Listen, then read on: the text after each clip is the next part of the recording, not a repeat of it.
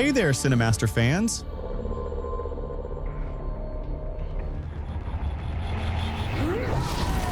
Environment and a dynamic business. Hope you're ready for some movie magic. Let's dive right in.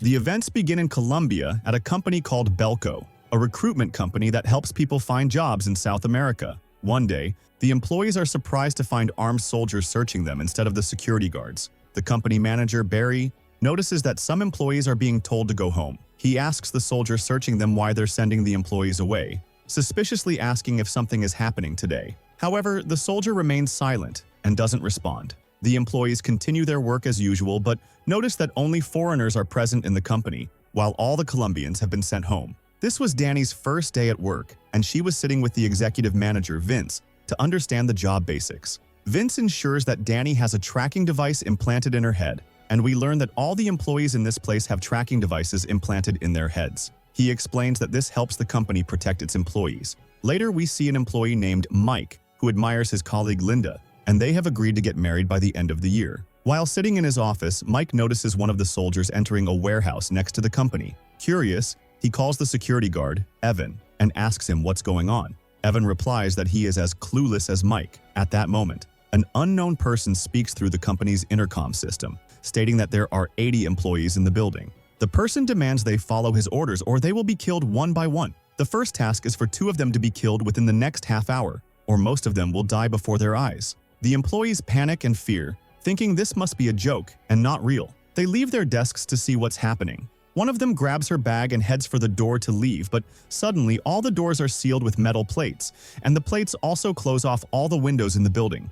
This disrupts the phone network, making it impossible to contact anyone. They are now trapped in the building. At this point, Vince heads to the control room to figure out who this unknown speaker is, but he finds the room empty and realizes the person is speaking from outside. They talk to Evan to understand what's happening, but Evan tells them he is just as confused as they are. Their fear grows as they realize they are completely trapped. Barry tries to calm the situation, saying that the metal plates must have been installed by the company for their protection, and perhaps someone is making a prank to scare them. He suggests they wait and see what happens next. Some of them go to the roof to seek help, but they find no one, as the company building is isolated with no nearby residents. At the same time, Lonnie tries to melt the metal plates, but they are unaffected. His friend tells him the plates are made of a metal he has never seen before. Mike tells Barry that he feels this is real, and they need to find a solution to escape. Barry tells him there is nothing they can do since the plates surround the entire place. All they can do is wait and see what happens. The group on the roof sees a soldier and tries to get his attention for help,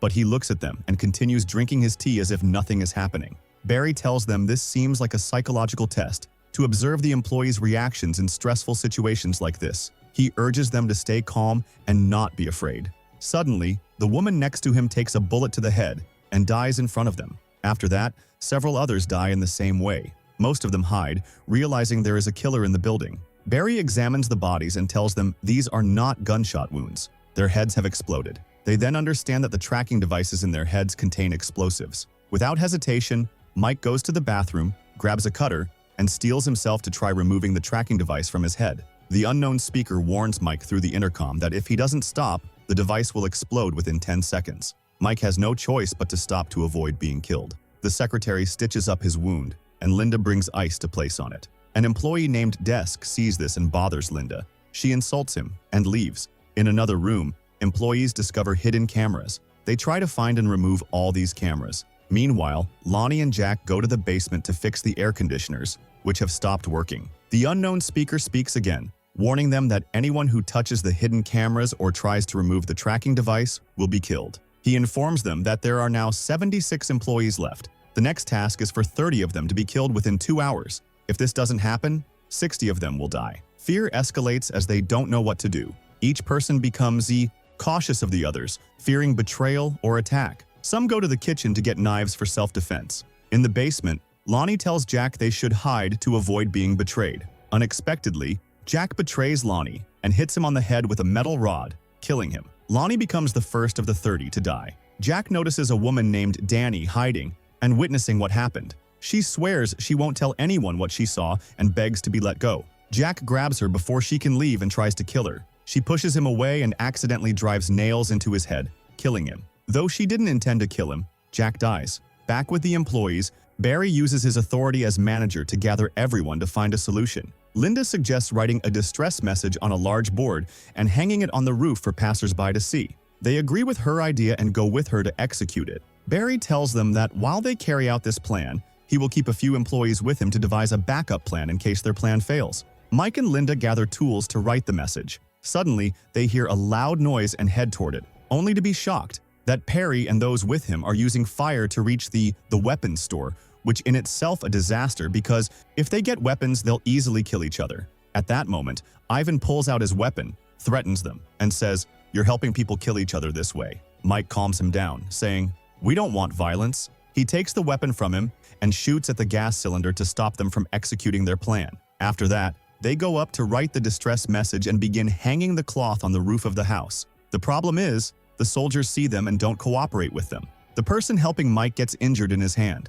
Mike tells him, "You stay, and I'll hang it," risking his life. He tries to hang it, but Linda pulls him back before he gets hurt. At that moment, the unknown person speaks into the mic saying, "Whoever tries to hang the banner, I'll blow their brains out." They come down, feeling hopeless and emotionally drained. Mike tells them, "I feel like the government is behind this, and this company's work was strange from the start, located in an isolated place. They probably built the company here specifically for this reason. We are surprised to find Barry and his men setting a trap for them." Disk raises a knife to Ivan, demanding the keys to the weapons storage, threatening to kill them otherwise. Ivan throws the keys into the basement in a fit of anger. The leader gets furious and, unfortunately, kills him with the knife. He also tries to kill Linda, but Barry stops him, saying, "Let's take the weapons." They take the keys, open the weapons storage, and seize all the weapons for themselves. This way, everyone fears them and falls under their control. They start searching for all the people hiding in the building.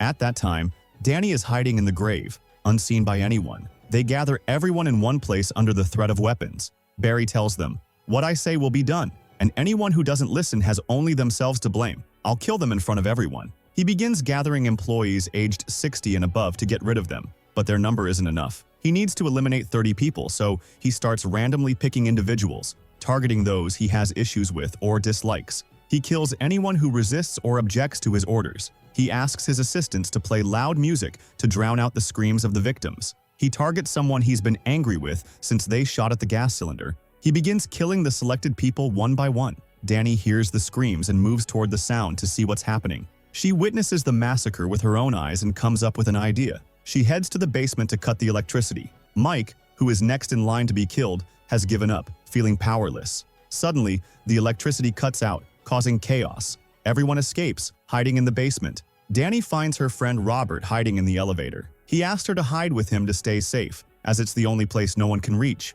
The unknown person speaks again, saying, 29 people have died, and if you don't kill someone within 2 minutes, 30 people will die as punishment." Barry and his men search every corner for someone to kill. One of them enters a room with a weapon, searching for anyone hiding inside. He sees a man behind a desk and approaches. We realize it's a trap Linda set to kill anyone entering the room. Suddenly, she attacks him with a metal rod, taking his weapon. He begs her not to kill him, and she spares his life out of pity. The unknown person speaks, saying, "Time's up.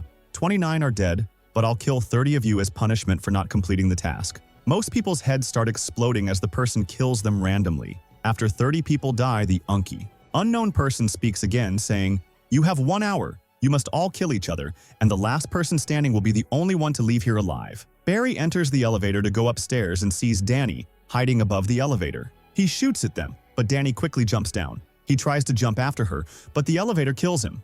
At this point, Linda goes down to the first floor with a weapon. She finds Berto and his friend extracting explosives from the brains of the corpses Barry killed. They plan to use them to blow up the metal plate and escape. Before they proceed, Linda speaks through the intercom, asking Mike to come to the first floor and join them. They hear a sound nearby and move toward it, finding Disk killing employees and enjoying it. Linda shoots him in the hand. He manages to kill the 2 people with her, but she aims at the table and drops a metal rod on him, finishing him off. Mike arrives at her location, and she shows him the explosives they've gathered. He puts them in his pocket to use them. We switch to Barry, who has exited the elevator but finds no one on the floor he reached. He goes back, only to find Danny in front of him. Unfortunately, he kills her without hesitation. Dennis, unarmed, makes a Molotov cocktail to kill people. He sees Mike and Linda throwing the Molotov at them. They escape to an upper floor, only to find Barry waiting for them with a weapon. He fires at them, forcing them to run through the fire and hide in a safe place. Barry goes down to see who threw the Molotov and finds his friend, but at this point, there are no friends. He kills him without hesitation. The problem is that Mike finds Linda hit by a bullet while escaping Barry. He tells her to hold on, promising they'll get out of there. Unfortunately, she confesses her love for him before dying in his arms. He cries, devastated, as Linda was the most important person in his life. After a while, Barry enters the room to search for them. Mike attacks him without hesitation.